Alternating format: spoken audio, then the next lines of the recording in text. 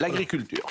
L'agriculture. Non, mais c'était un sujet sur lequel je voulais votre avis. L'agriculture, puisque finalement, ça repart. Ça repart gentiment. Hein, je ne sais pas si le gouvernement sent que c'est inflammable. Si. Je peux vous le dire pour avoir discuté avec certains membres de l'exécutif ce week-end. Oui. Ils ont bien pris la mesure de ce qui était en train de se passer. Parce que là, en plus, ils n'ont pas de chance dans le calendrier. Il y a le salon de l'agriculture qui arrive. Mais c'est vrai que ça va pas vite. Les agriculteurs accentuent la pression. On a eu Arnaud Rousseau, premier avertissement, la Véronique Le Floch qui s'exprime également. Ils ont raison, parce que rien n'a été fait, si je comprends bien. Alors, rien n'a été fait depuis les annonces ? Le problème, c'est que vous connaissez un petit peu l'administration française. Il y a une chose qui a été faite. La décision entre ce qui est décidé au sommet de l'État, le temps que ça met pour que ça redescende jusque sur le terrain. Il y a une chose qui a été faite, et que l'administration de l'agriculture a découverte vendredi en même temps que nous. C'est la nomination de Mme Agnès Pannier-Runacher comme ministre déléguée à l'agriculture. Ça, ils l'ont découvert. Vous savez pourquoi ? Donc la chose nouvelle. Elle ne connaît rien à l'agriculture. En plus, c'est une. C'est pas le problème. Mais c'est une enragée de l'écologie, Mme Pannier-Runacher. Elle voulait qu'on éteigne la lumière. C'est pas vrai. Donc c'est tout l'inverse. Ah, ça, c'est pas malin, ça, d'avoir nommé Mme Pannier-Runacher. La seule décision prise, c'est ça. C'est-à-dire qu'elle ne sait même pas. Mais moi, je ne savais pas qu'elle était à l'agriculture. Auprès de Marc Fesneau, mais elle ne sait pas de quoi. En fait, qui a pu imaginer... En fait, vendredi, l'administration, la haute administration du ministère de l'Agriculture, en même temps que nous. Mais franchement, elle a sûrement beaucoup de qualités, sauf pour être à l'agriculture. Elle voulait éteindre la lumière, donc... tout le monde voulait éteindre la lumière. Tout le monde. Elle est enragée sur l'écologie, et eux, ils sont en opposition. Non, mais je pense que le problème, on parlait tout à l'heure de ministre millionnaire, il est plus là. C'est-à-dire que c'est plus ça le problème. C'est-à-dire qu'Agnès Pannier-Runacher, non, on lui a dit ne t'inquiète pas, on va te garder un poste au chaud. Florian Tardif. Ça, les ministres, les Français l'ont très bien compris. C'est-à-dire qu'ils voient un gouvernement où telle personne est interchangeable avec telle autre, tout simplement parce que en fait, elle n'a peut-être pas retrouvé de boulot à l'extérieur. L'agriculteur, sujet. Non, mais c'est important. Ce que dit Florian est très juste. C'est toujours important. Parce que la preuve, la preuve, c'est que elle est ministre déléguée et qu'elle n'a pas d'attribution précise. C'est la meilleure preuve de ce qu'il dit. Non, mais c'est vrai ce que vous dites. Oui, c'est vrai. Mais pourquoi vous dites alors qu'elle est déléguée à l'agriculture ? Quand on a lu le communiqué. Mais pourquoi vous dites qu'elle est déléguée à l'agriculture alors ? Elle est juste déléguée et rattachée au ministère de l'Agriculture. Elle est ministre déléguée à l'agriculture. Elle est déléguée à rien. Voltigeur. Elle est déléguée, elle est goal volant. Elle est goal volant. Déléguée. Écoutez, si elle est déléguée à rien, c'est la meilleure chose qui puisse arriver pour ce gouvernement. Elle le fera parfaitement. Elle le fera parfaitement. Exactement. Bon, écoutons. Mais non, elle a dit n'importe quoi sur le nucléaire. Mais tous, hein. Vous le savez comme moi, elle a dit n'importe quoi sur le nucléaire. Il y a un moment, ça s'arrête. Chloé Tarka, écoutons le sujet sur les agriculteurs. Oui, mais... Pour Thierry, comme pour beaucoup d'agriculteurs, vivre de ce métier devient de plus en plus difficile. Et les annonces du gouvernement n'y ont rien changé. Quand Gabriel Attal dit « je vais mettre l'agriculture au-dessus de tout », ok, bon, il avait déjà dit ça à l'éducation, il avait déjà dit ça à d'autres secteurs. En fait, à un moment donné, on ne peut pas en mettre tout au-dessus de tout. Donc si on veut vraiment mettre l'agriculture au-dessus de tout, il va falloir se poser concrètement la question des revenus. Dans son exploitation de 250 hectares, Thierry peine à être rentable, y compris du côté de sa production bio. En cause, selon lui, une politique qui pour l'instant ne répond pas aux besoins réels des agriculteurs.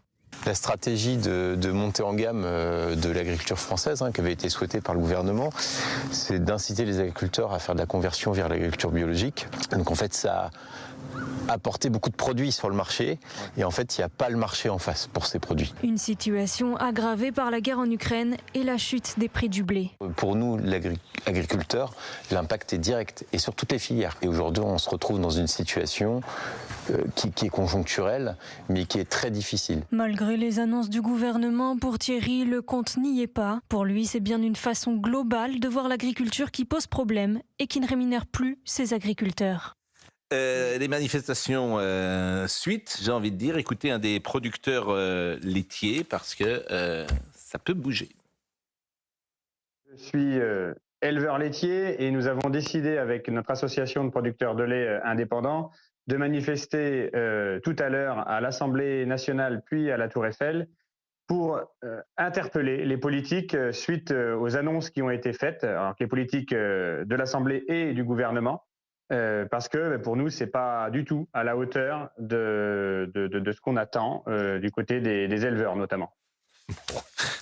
Je ne lirai pas Je salue Pierre Charon qui m'envoie des petits textos que je ne lirai pas à l'antenne aujourd'hui parce que franchement, c'est pas gentil. Écoutons le prix des... Oui ? Non, mais si vous voulez écouter... Non ? Non, mais parce que simplement, il n'y a pas simplement les annonces à l'échelle française qui ont été faites par Gabriel Attal.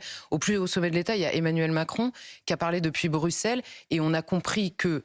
Alors, il a ressorti, on va dire, toutes les colères qu'il a entendues dans les cortèges d'agriculteurs. Il a expliqué qu'il y aurait des engagements et la Commission et les commissaires européens ont dit dans les jours qui suivaient l'inverse de ce que disait Emmanuel Macron. Ça, les agriculteurs, ils ont suivi quand même, notamment sur la question de l'Ukraine. Bon, je le lis, le SMS de Pierre Charon ou pas ? Non. Je le lis pas, sur Madame Pannier-Runacher. Ah, si, pardon. Ah, si, pardon. Non, je pensais que c'était sur le... C'est lui qui est responsable, c'est pas moi. Hein. Oui, mais enfin, on connaît Pierre le Charon, c'est un ancien sénateur de grande qualité. Oui.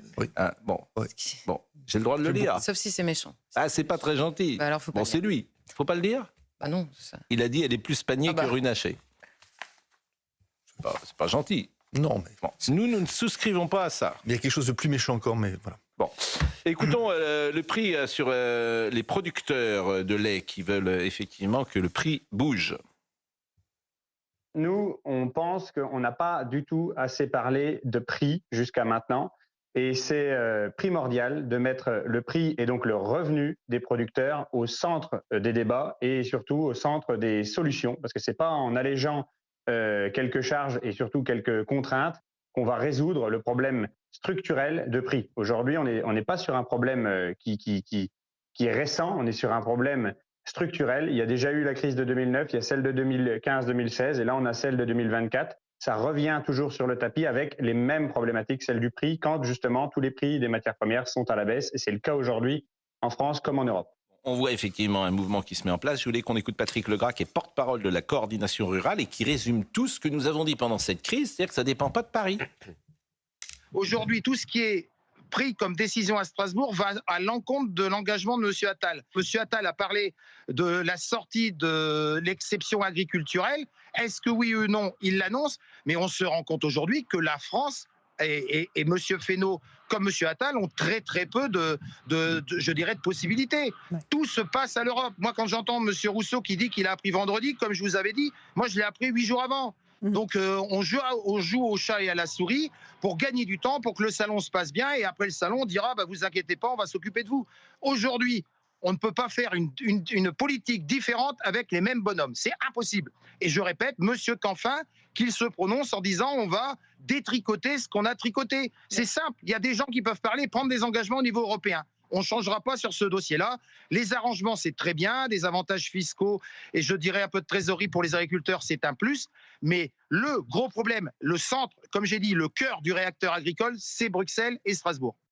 Et M. Canfin, il fait le gros dos, il se tait, il va revenir hilar comme toujours, il attend qu'une chose, c'est un dur de chez dur. M. Canfin, il ne cédera pas, donc il a raison. Il a raison, parce que lui, ils ne changeront pas de position. Donc effectivement, je pense qu'il faut changer les hommes. C'est même pas une interrogation, c'est-à-dire que Pascal Canfin est du côté du Parlement, vous savez, le droit d'initiative au niveau européen, il est à la Commission. Thierry Breton a pris la parole, commissaire européen.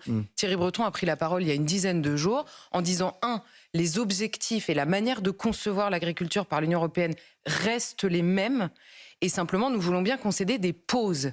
Or, il nous explique tous, le problème n'est pas conjoncturel, mais structurel dans ce rapport. Or, il nous dit ça ne changera pas. Deuxième chose sur l'Ukraine, et c'est le plus magnifique, Emmanuel Macron, dans son discours, nous dit on va revenir, on va étudier à partir des niveaux de 2022. Je rappelle qu'en 2022, c'était déjà la guerre en Ukraine, donc il faut prendre les niveaux d'avant, en réalité. À partir de 2022, on va étudier, et la Commission se donne le droit d'activer le frein d'urgence. Et que nous dit Thierry Breton? La Commission a étudié, elle pourra utiliser le frein d'urgence si ça a des conséquences sur le marché européen et de dire dans la même phrase, il y a 10 jours, la Commission a considéré que les importations ukrainiennes n'avaient pas de conséquences sur le marché européen. Fermez le banc, il ne se passera rien. On rappelle ce qu'est Thierry Breton. Commissaire européen. Voilà, donc ça c'est effectivement important parce que c'est les petits hommes gris, c'est-à-dire qui imposent au peuple des décisions qu'ils ne veulent pas, Vincent. Ils bougent pas sur la jachère. Ils ne bougent pas. Sur la jachère obligatoire. Sur la jachère obligatoire. C'est un vrai ça va mal. À force de prendre les gens pour des imbéciles, ça va mal se terminer.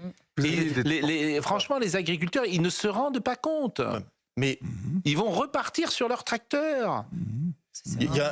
Au regard de la Commission, ce n'est que les agriculteurs français. Exactement. Il y a aussi les Roumains, il y a aussi les Allemands, il y a aussi les Polonais. Vous avez eu des transferts. Vous découvrez que Thierry Breton n'est pas un petit homme gris. Thierry Breton est un ancien ministre français, un auteur d'ailleurs. Il est devenu. Ça a été un grand patron, ça a été un inventif, le créateur du Futuroscope, etc. Il était chez Atos. Oui. Après. Mais il a écrit des livres à grand succès, des best-sellers, il a fait une fortune comme ça. Oui, mais il a raison, très bien. Bon, c'est un homme qui a réussi sa vie, grâce à un commissaire européen, et qui maintenant est un commissaire. Et maintenant, c'est un commissaire européen. Un passeport français, mais c'est un commissaire européen. Bon. Et l'Europe, la France, vous avez transfert de souveraineté depuis 40 ans. Vous les payez un jour. Bon, écoutez Marc Fesneau. Marc Fesneau qui est ministre de l'Agriculture et qui demande de la patience. Un décret, ça ne se fait pas sur un coin de table, ça se fait sérieusement, sinon on va se le faire taper au niveau juridique, donc on aurait l'air ridicule. Quand il faut changer la loi, il faut faire la loi. La loi, ça ne se fait pas non plus en 3 jours. Donc on est en train aussi d'agrémenter la loi d'orientation agricole de sujets de simplification. La simplification, c'est parfois détricoter ce qui a été écrit dans la loi, c'est parfois faire de la réglementation, de la déréglementation, et c'est parfois de retrouver de la cohérence entre les règlements, ce qu'on est en train de faire par exemple sur la réglementation sur la haie. Donc c'est ce travail qu'on fait. On s'y est attelé il y a moins de 15 jours. On a déjà beaucoup avancé en moins de 15 jours et je vous assure que dans 15 jours, on aura diablement avancé. En tout cas, on aura fait en un mois ce qui n'a pas été fait peut-être en 30 ans. Ça mérite la patience peut-être. Diablement. Bon. On se dit au revoir, c'est la mi-temps.